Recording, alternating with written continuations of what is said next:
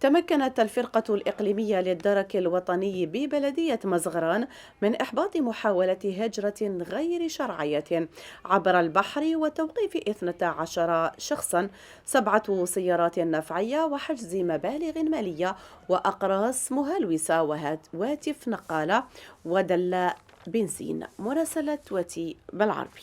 في إطار تنفيذ مخطط العمل الصادر عن قائد المجموعة الإقليمية للدرك الوطني بمسغانم المتعلق بمحاربة ظاهرة الهجرة غير شرعية عن طريق البحر، تمكن أفراد الفصيلة الرابعة للأمن والتدخل للدرك الوطني بمسغانم بالوريعة بالتنسيق مع فصيلة الأبحاث بمسغانم من إحباط عملية الهجرة غير شرعية عن طريق البحر.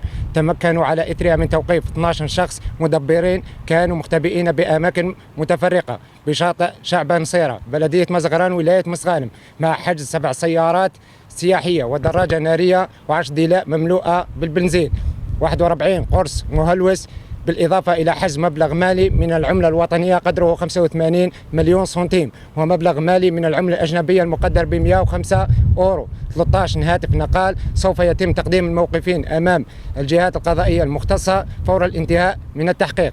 هذا وتبقى قنوات الاتصال بين الدرك الوطني والمواطنين مفتوحة 24 ساعة على 24 ساعة وطيلة أيام الأسبوع عبر الرقم الأخضر 1055 وموقع الشكوى المسبقة ppgn.mdn.dz.